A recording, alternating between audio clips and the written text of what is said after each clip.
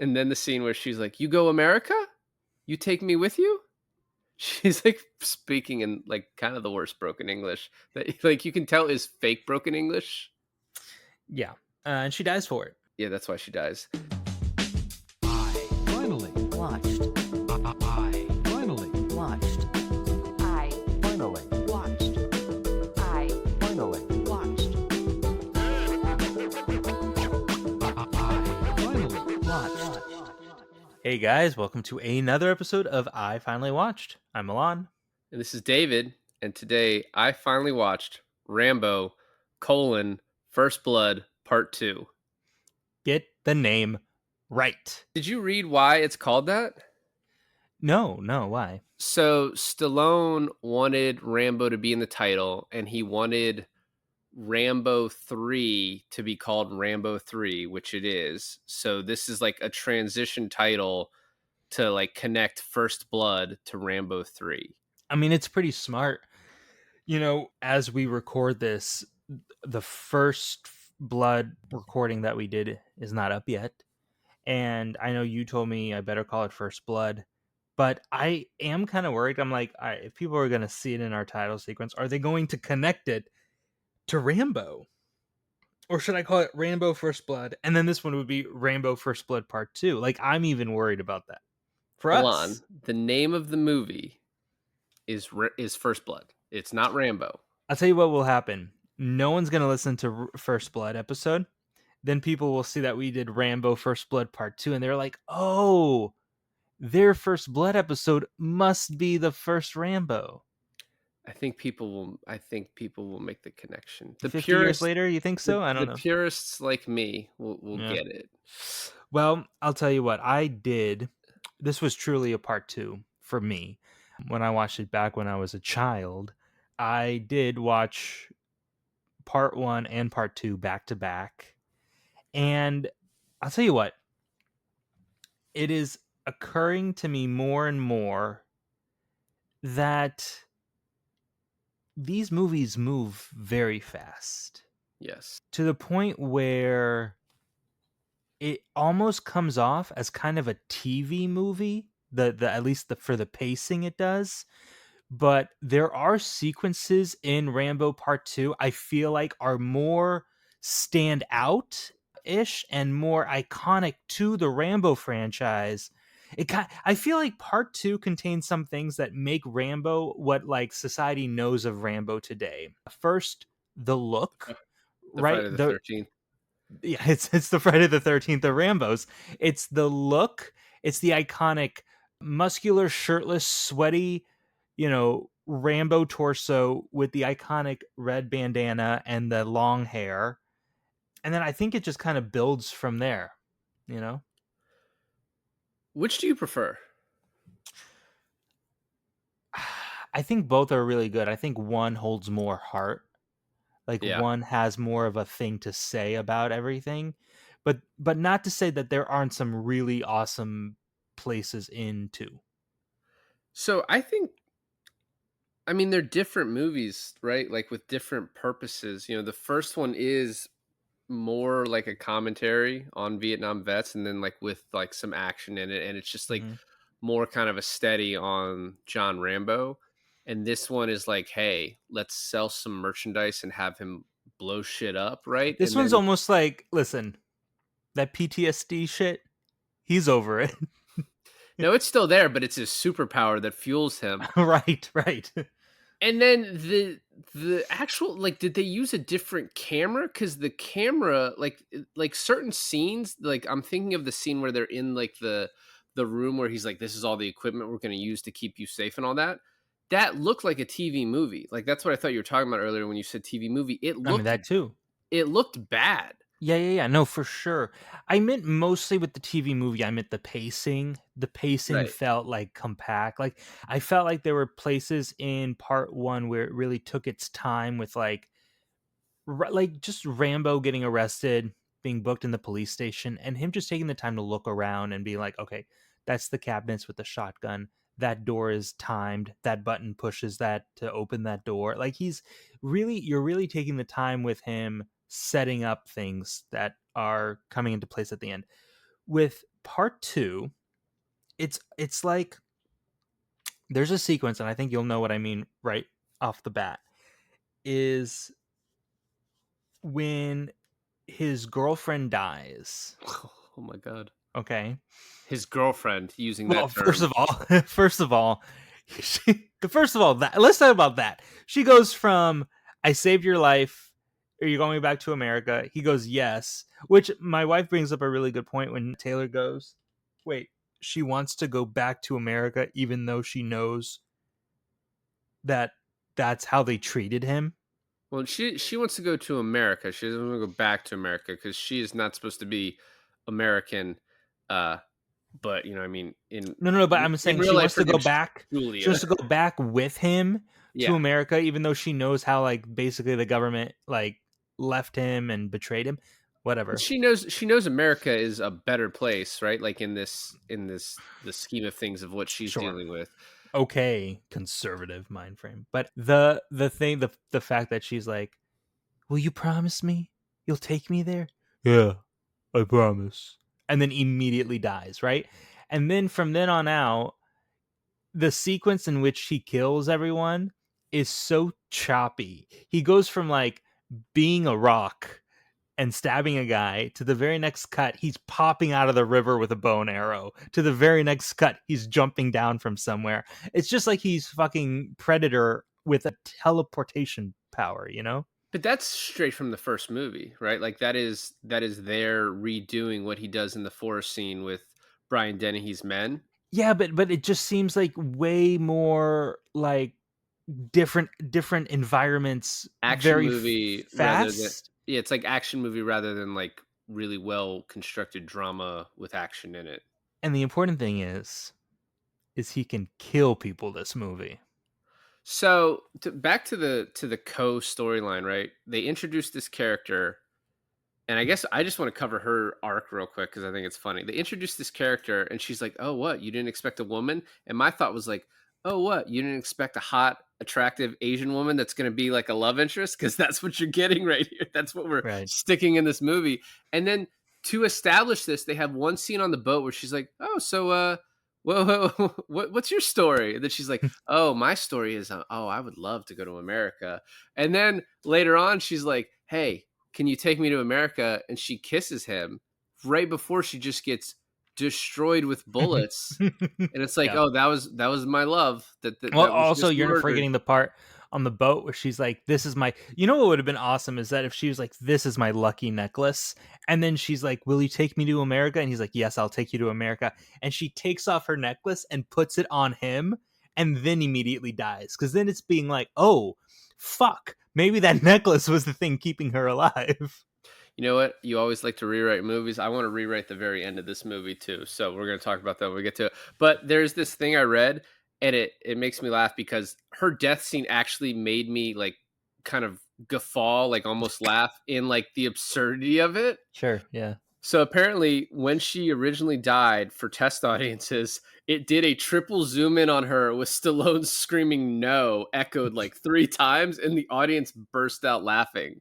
So they fixed it because it just reminds me of the death in Dead Poet Society, where it's just like supposed to be emotional, and it's just so bad For people who are just tuning in, David does not like the Poet Society. because of that death. Spoiler So, alert. so such a good movie, man. Now, what if, and then let's go from the beginning and start talking about it here. But what if she died like that other guy died with like the exploding arrow? Like I think that would have been more shocking. Just pieces of her on him. Yeah, Yeah, exactly. might Yeah. have been bad. Poof. Now, so a lot of people have a problem with this movie. I was reading a little bit of the it's not like highly rated, and a Mhm. lot of that's because of I mean, movies always have a problem with this where if you have the bad guys are played by like a a people of color is what you would have to call them now, that like it's people like, "Oh, this movie's jingoistic. It's this and that, racist." Okay. Hmm. I think the movie tried to head that off by it's like, "Hey, by the way, the Russians are in on this And too." they're white. Yeah, and we're mostly killing Russians, all Yeah, right? and Like, let's like, not get it it's a wrong. lot of Russians being like, that's what the movie, like, seemingly is trying to do. there were also like complaints that like, oh, this movie's trying to rewrite. I mean, obviously, the Vietnam War is a very like controversial, conflicted. Like people have opinions on war, and like some of the commentary was like about how, oh, this is trying to you know rectify like the soldiers who fought in it. And I was like, man, this movie is using the backdrop to fucking blow people up. That's what Yep. this movie is. Yep. I thought his bit at the end where he's like, I just want the country to love us as Us much as as much we as we love the love. country. I was Yeah. like, you're trying to shoehorn in the moment that felt pretty organic and good in First Blood. Yes. You're trying to shoehorn that in literally the last 30 seconds of the movie. And I was Yeah. like, I like the sentiment.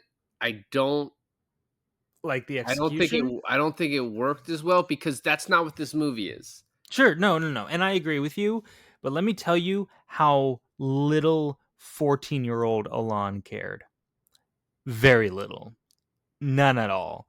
I wanted to watch bad guys blow up. I wanted to watch Rambo do it. And I wanted like some What do you cool, mean like, do it? Like do it? You wanted him to fuck cow? You're like 14-year-olds like let's see let's see some some sexting. titties. No, but I just had so much joy in him, like just watching Rambo do what Rambo does, right? Like that's the whole thing. And that's really what 3 and 4 and probably 5 is about. It's just doubling up on like, let's just fucking see Rambo kill some motherfuckers. Also, I think you're right. I think just adding the Russian element into it is like, hey, hey, hey, hey, it's okay. They're white. I mean, almost like an Indiana Jones thing where it's like, look, are you having problems with Indy killing them? Well, would it help if they were all Nazis? Yeah. You know?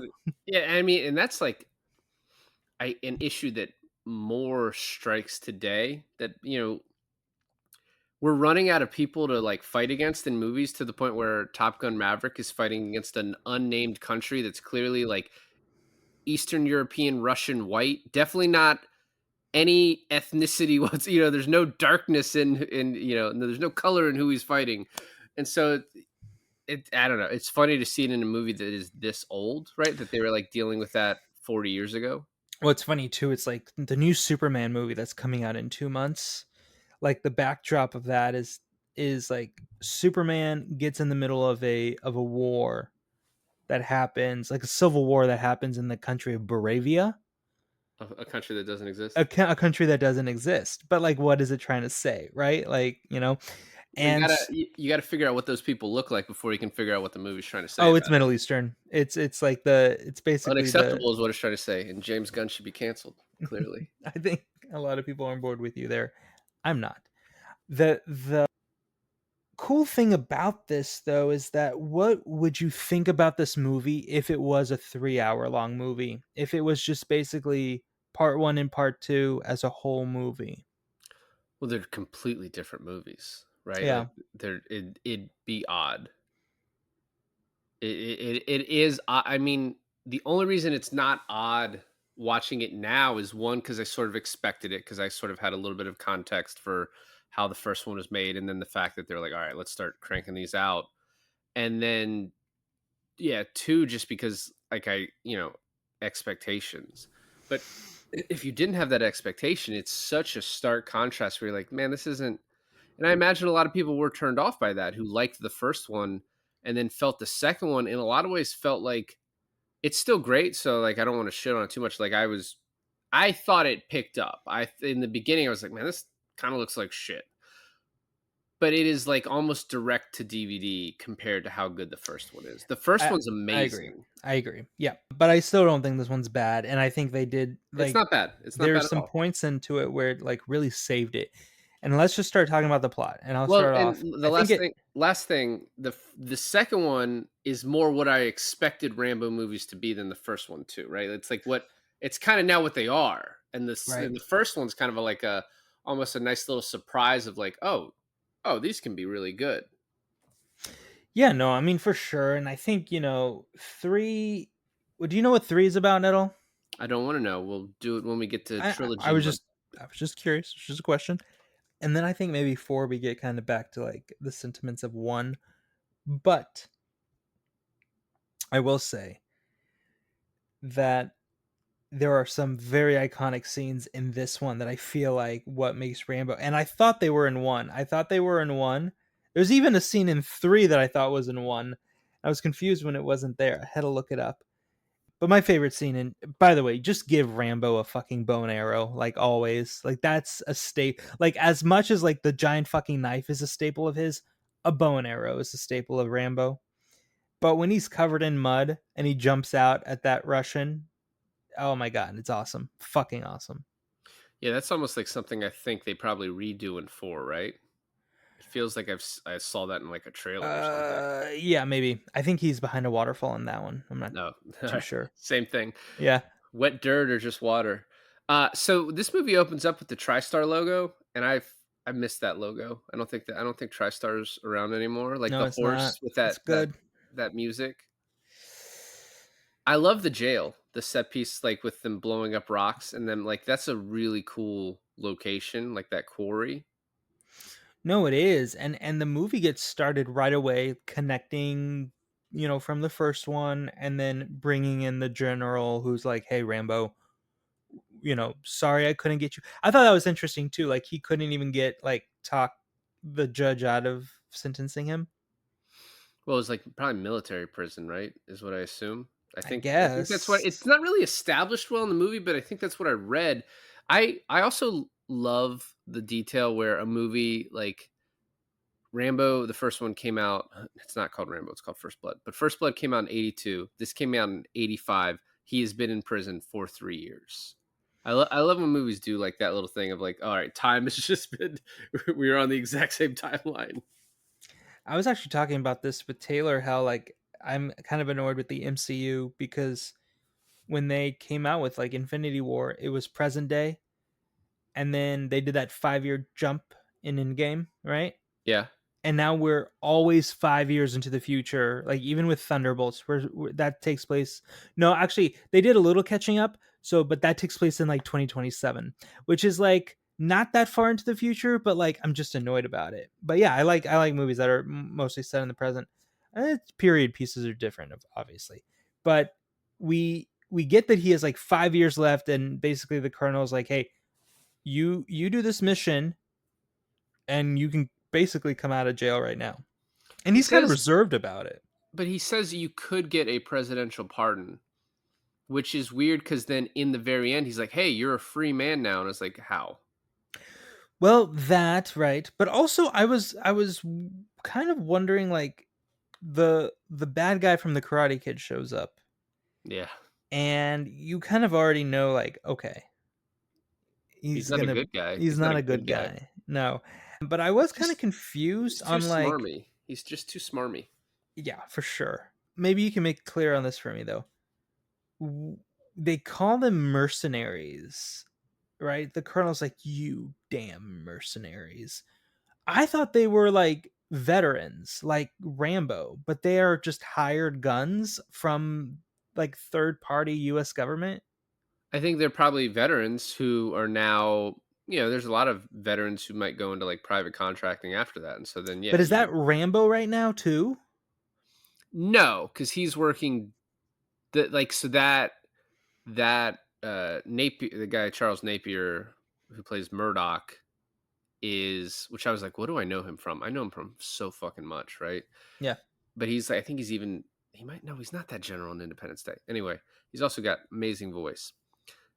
He's like a bureaucrat, which is just like a catch-all title for like he's a guy from DC that's in charge of this, that's like got the government's interest in mind. You know what I mean? So it's like he's in charge of this. He has these other mercenary guys. What are they? Like special government contractors, but they're not military guys like Rambo. They're not, that's not their primary concern. for sure, for sure. Yeah, by the way, Um, so I read this spoiler, this thing on IMDb. It was talking about like the 3 giveaways that Murdoch was lying about serving in the Marines and like, having that connection. And the only one that I caught, because the first one is he's like, there's nothing like the heat. And it's like, well, why would, he was like, the heat was affecting him. And it was like, you should be used to this heat if you've been here. And then there was another one, but the one that I actually caught was when he says to Troutman, he's like, "Not my war colonel. I'm just here to clean it up." And it's like, well, wasn't it? Wasn't it your war? Right. So I just thought that was interesting the way they kind of like it was pretty telegraphed. I didn't go through while I was watching it and figure out like I wasn't like, all right, well, what's exactly happening? But it's like you know Murdoch is basically like the chief antagonist of this thing. There's the bad guys that are getting killed, but he is like sort of the cause of all this because of the way he's conducting himself. For sure. No. And like, you know, I wasn't 100% keeping up with it either, but it's a money thing, right? Like if they find the POWs, they owe reparations. If they don't find or no, if they don't find the POWs, they owe reparations. If they find the POWs, it's like worse somehow. No. No. No? No, so no. So they don't want any evidence of the POWs because the families then would clamor, the public would clamor to get them back. In order to get them back, they would have to pay 4.5 billion in reparations to the Vietnamese, and they don't want to give that money up. They just don't want to pay it. And so they don't want, obviously they could sneak out these POWs and then they wouldn't have to pay. But they think that, that's like a highly unlikely situation that also would involve getting back into a war, essentially. So they send Rambo Okay. to take photos. The camp is supposed to be clear. Not a camera in fucking sight, by the way. Like I've never seen Rambo with a camera. I don't think he ever packed a camera. There's like this montage where he's like packing knives and his bows and arrows and like the little explodey arrow tips and everything. Not a fucking camera in sight. Did you want a little cut where he like looks through a camera lens? Yeah, that'd be nice. Yeah, Did they have those like disposables back then? probably. Yeah, I don't know. I don't remember those in Stranger Things. So we meet the Karate Kid guy, Cobra Kai, and then he's like, "Hey, we need proof. You are not to engage the enemy. You do not grab them if you find them. You just take pictures." And then he says to Troutman on his way on the plane, he's like, "Hey, I know he's lying about being a Marine. You're the only one I trust." And Troutman's like, "Oh fuck," like he didn't catch that either. Oh yeah, yeah. So then, do you think that Tom Cruise for the fifth Mission Impossible was like, I'm a Rambo 2 guy. I want to get stuck on a plane, tethered to it? Because that's like what that felt like when Rambo's stuck on the plane and has to cut himself loose. Yep. Okay. So this is like the problem I have with Mission Impossible movies too. It's like you don't really fear for the titular character's life in the first 15 minutes of the movie. I don't think so. I mean, that's not what those are. Like, especially with all the marketing around those things. Every one of those crazy scenes, there's always a huge marketing push for the bike jump in the seventh one, for the skydive in the sixth one, for him hanging off the plane in that one. For the fourth one, he's climbing the Burj Khalifa, right? It's just Which one is the one that he had to like hold his breath for like 10 minutes? That's the fifth one. Okay. Yeah, but I mean, it almost felt like this one was set up where like then Ko was like, "What took you so long?" And he's like, "I got hung up." You interrupted my point and then just moved on. But my point is, in the Mission Impossible movies, those are just to be like, look at this cool fucking thing we did. Yeah, of course he's not going to die. But that's every action movie ever. I just want one where it's like it's called like Agent Stone, and then in the first 15 minutes, Agent Stone tries to do something cool and then fucking eats it, and then like another character takes the mantle. There is a movie which I don't think can even be a spoiler for you anymore, but the movie Executive Decision, when they marketed it, was a huge Steven Seagal vehicle. He was in all the marketing. Like, this was his movie. He dies very early on, and it's a Kurt Russell movie.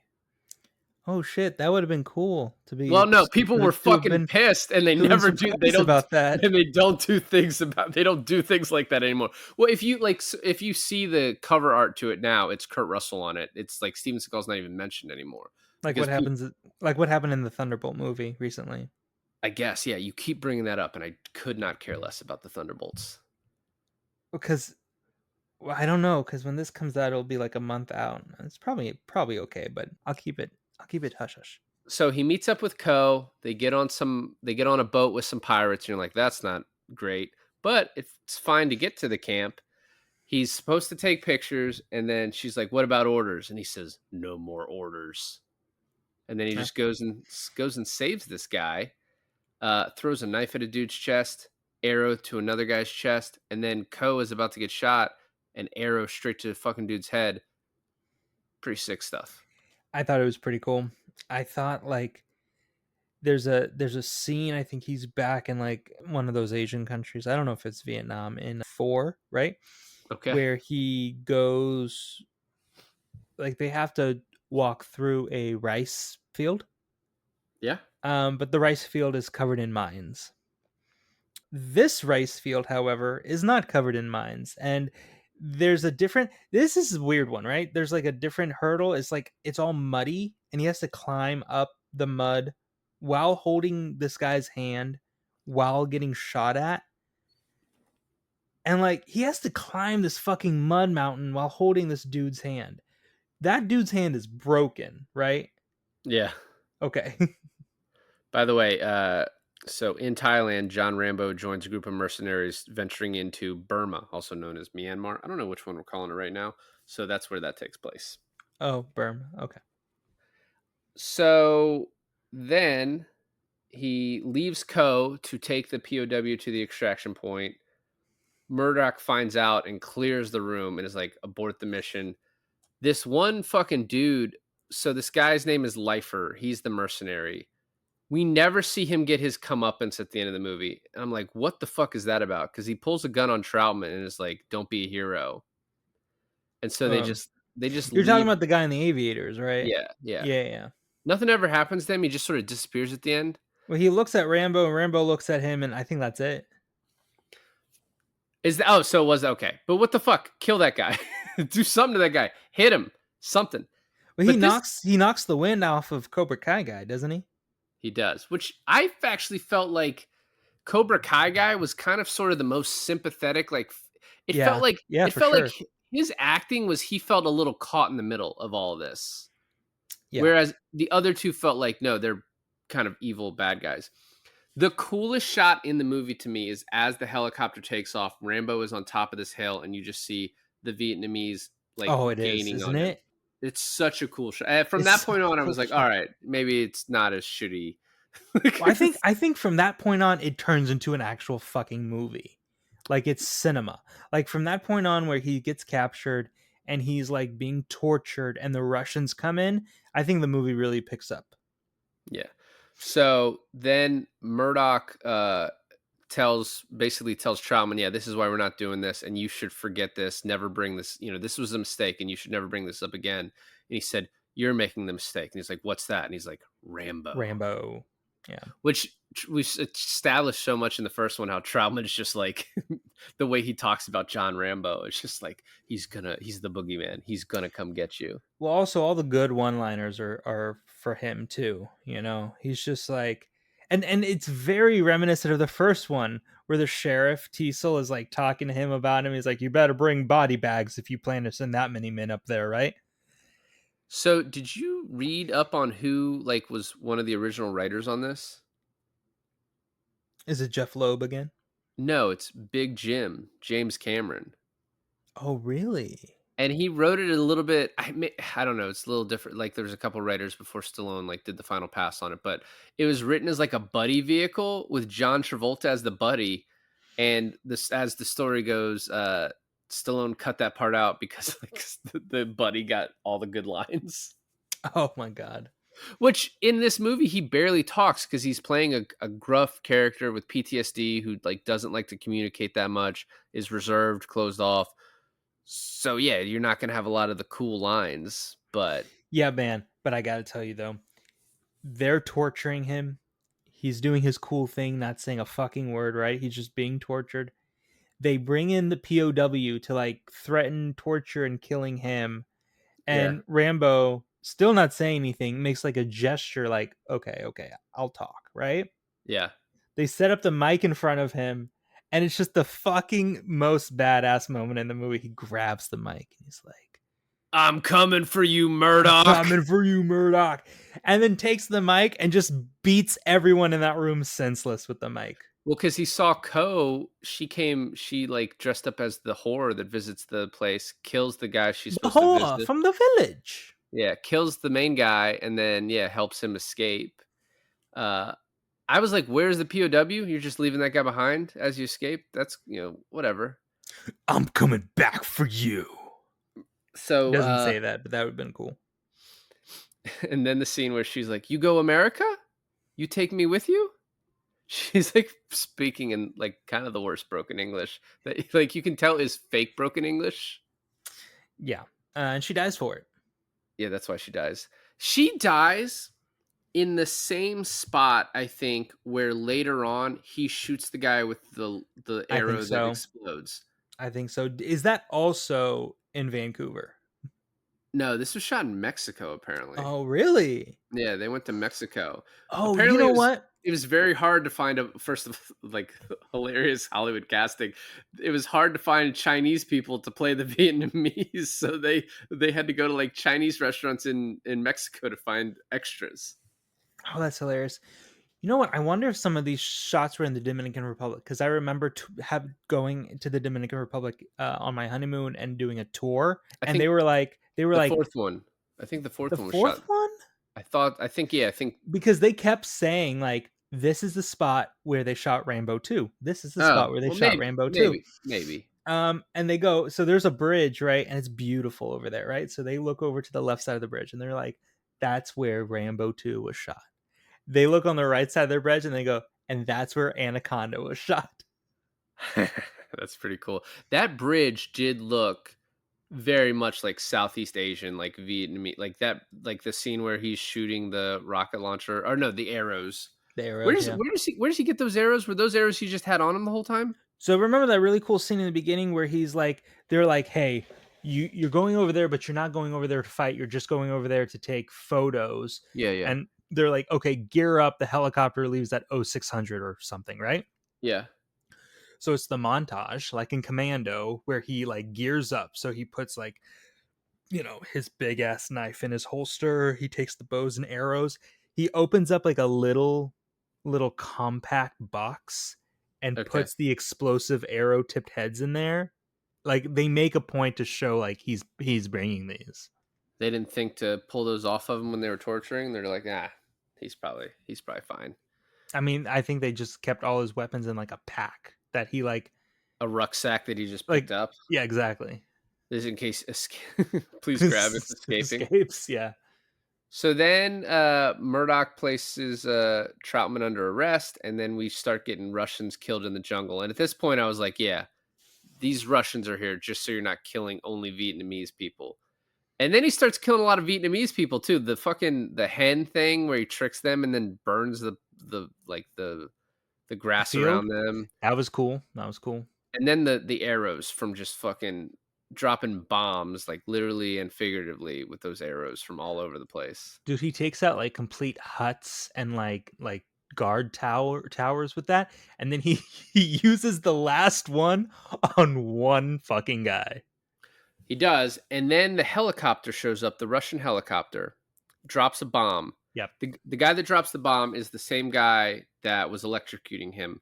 Yeah. Eustace? Do you know who that guy is? He looks so familiar. He was the fatter Legionnaire, the more thick Legionnaire. You're right, he was. Yeah, From Rumble in the Bronx. From Lionheart. There you go. Oh, from Lionheart. That's the fourth time you made that fucking joke.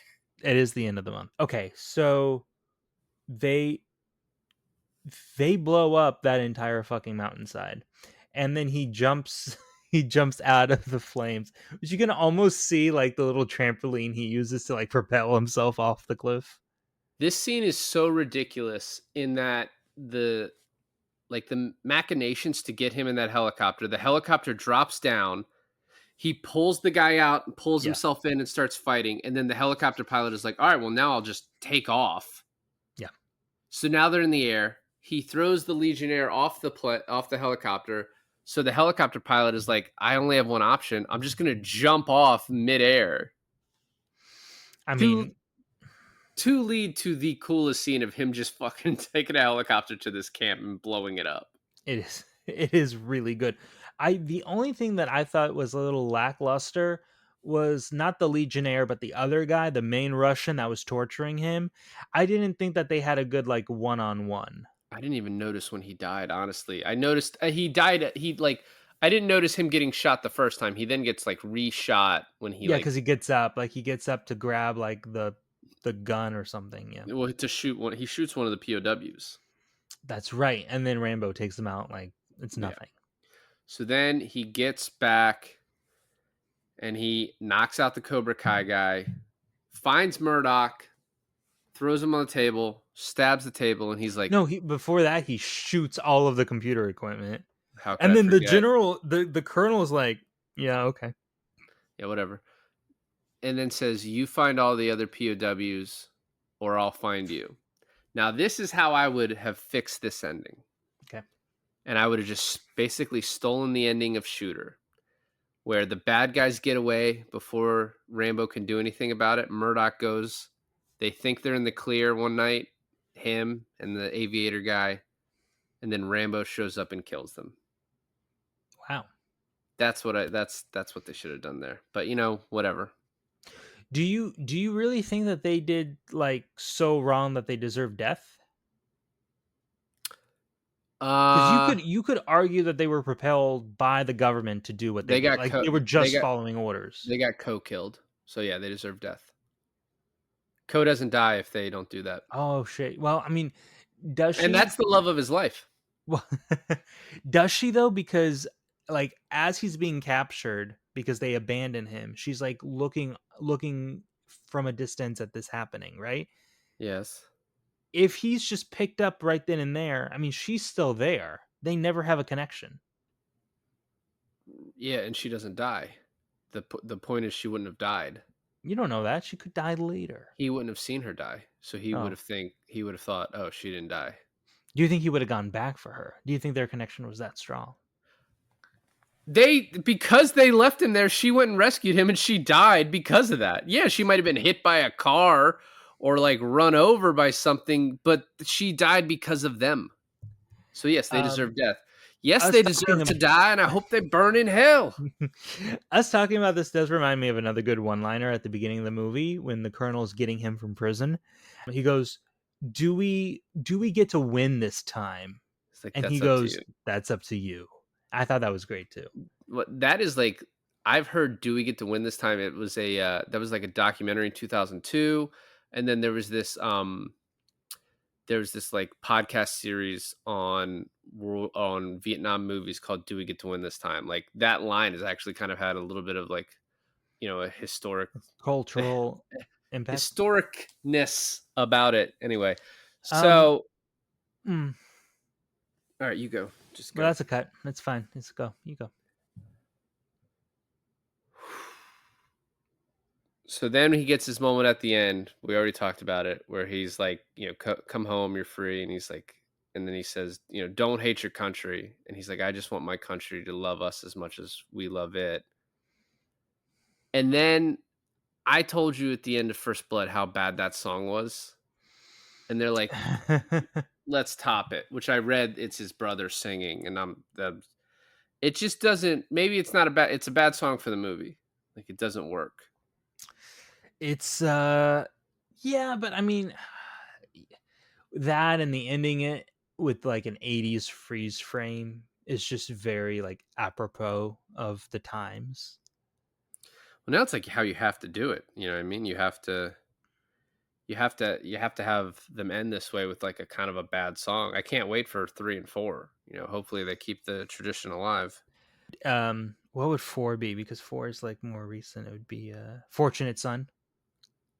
No, I think it's probably going to be like a country song. Country song? Yeah, that's what I'm guessing.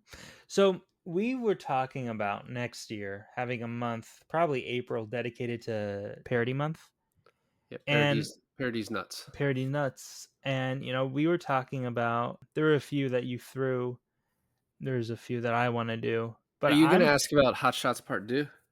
I'm thinking about changing one of mine to Hot Shots.